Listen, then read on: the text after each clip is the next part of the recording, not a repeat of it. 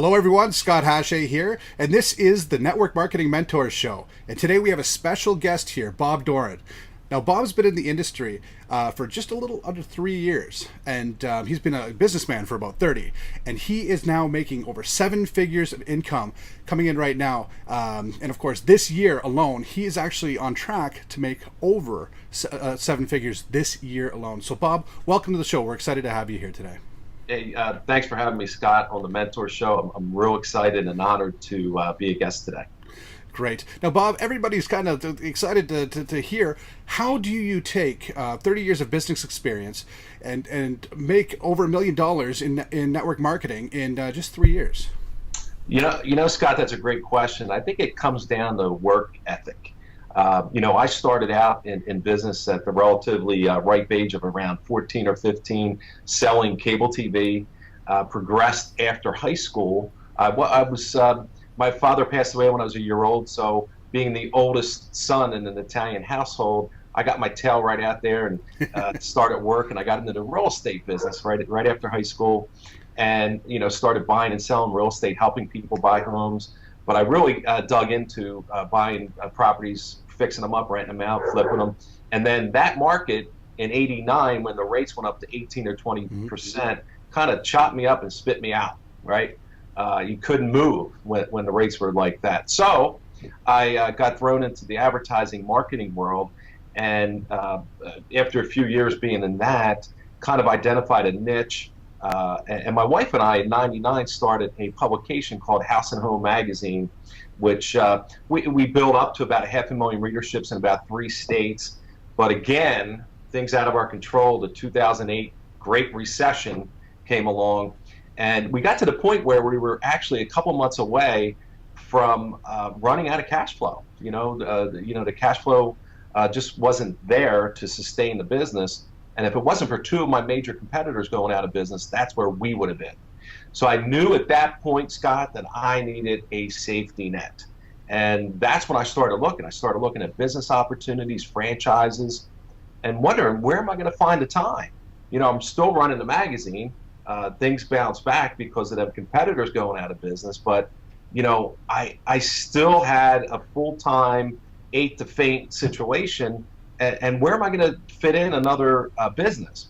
But what happened was when this opportunity came up that I'm currently involved with, I was able to do it part-time, spare time.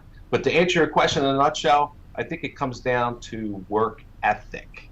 I'm basically the laziest guy you ever want to meet. I want to get the work out of the way so I can enjoy what I call the QTL, the quality time left. Excellent, excellent. So, as far as work ethic is concerned, what are some suggestions that you may have to other people that are maybe watching this on how to actually set your work ethic in the right path? Yeah, that's a great point. And the first thing I ever recommend for anybody is, let me grab mine right here, is a calendar. So I don't know if you can see this, but this is kind of dating myself. This is the old time daytimer calendar. A lot of people now use this thing right here, right, the smartphone for that. But I still recommend for everybody to get a paper calendar. There's nothing like touching the pen, the paper. It just kind of does something. And you want to make sure it's filled up. If your calendar, I could tell if someone's working, Scott. I just simply say, let me see your calendar. And if that bad boy isn't filled out for, the next week or two solid, you're not working. So you're only fooling yourself that you're working. So it's always a good idea to obviously keep yourself motivated, and obviously keeping pen to paper and making sure that you're keeping yourself on task is really a good idea to keep going. And also to add to that, accountability, find an accountability partner, right? Because when I was running my magazine and starting this business at the same time, it was tough. I had to carve out. What I did is the night before, I would go into my day planner and I would actually write in the times that I was going to work, the business, the side business that I was starting, and I would pencil in the times and I would stick to it.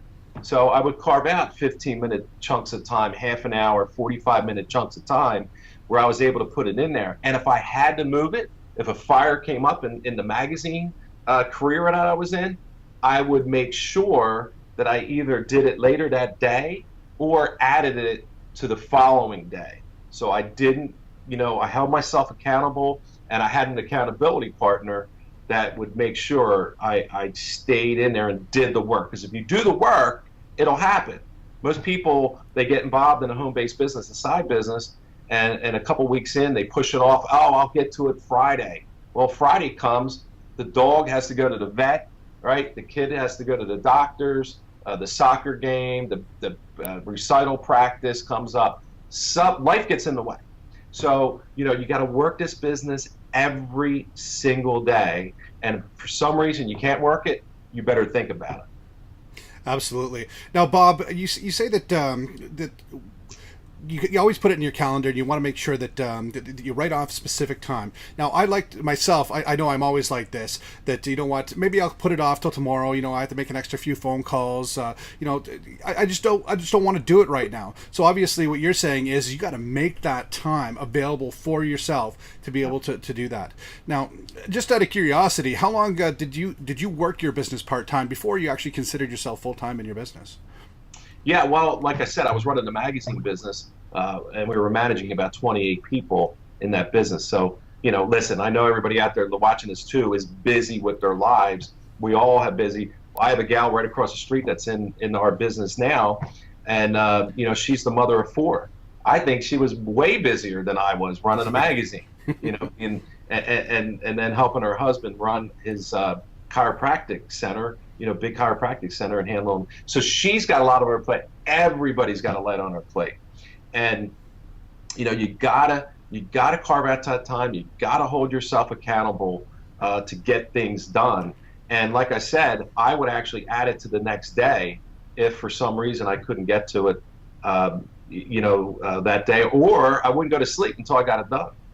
Absolutely. It's all about the mindset, right? If you have a business builder's mindset, you're going to make it happen. No doubt. And the pain's got to be bad enough, right? Because, listen, if the pain wasn't bad enough in my life, and the pain for me was how was I going to replace the kind of income I had in the magazine business? Because I do know one thing, Scott, and I think a lot of smart people are much smarter than me. I don't consider myself smart, but a lot of people smarter than me know that there's another recession coming that's going to be worse than the 08-09 mess that we had. And I knew that my magazine career would not survive that. So I needed to have a safety net income in place. That was my pain. Because, listen, while I realized that I would be okay living in a tent, the TV, and maybe a six-pack of beer, my family wouldn't follow me there. So I knew I needed to find a way to replace that income or get some kind of second, income stream flowing in for when that occurs, because it will be coming. Yeah, absolutely. It's just down the pipe right now. That's excellent advice. Now, would there be any last words to say to somebody that is looking to take their business to the next level? They want to be $1 million earner within the next couple of years. What is that little bit of advice that you have for them right now that would actually push them in that right direction? Great point, because a lot of people get in this business and they treat it like a lottery ticket. You got to treat this business like you just paid $1.6 million for a McDonald's franchise. If you treat it that way, it'll treat you with income that way. If you treat it like a hobby, it's going to pay you like a hobby, and most hobbies cost us money. So what I would recommend is when you get in this business, don't just start it, don't just give it the old college try. Launch your business. Launch your business by creating some massive action. Put together a massive action plan. There's some great trainings out there on how to do a 90-day all-out massive action plan in the home-based business industry. Find that information, do it. That's what I did. Once I really, dipped my toe in and found out that this is the industry that I want to be in, one that has what I love about it as a traditional business person. It has residual income, but it also has the really sacred element of leverage. You can leverage yourself, right? Leverage and residual income, great. But to answer your question, launch your business. Don't just say, I'm going to get in and give it a try. Be all in, launch your business, do a 90-day all-out massive action game plan, And I think we'll see you on the beaches of the world. Excellent. Well, thanks for such great advice here, Bob. It's great to have you on the call. Thank you so much for joining us. You've given us lots of great information on how to actually launch our business and get it out there. For everybody that's watching here, please make sure to join us on the channel here. If you like what you see, we have a lot more interviews to come from top leaders, just like Bob Doran here. So, Bob, thanks once again for joining us on the show today.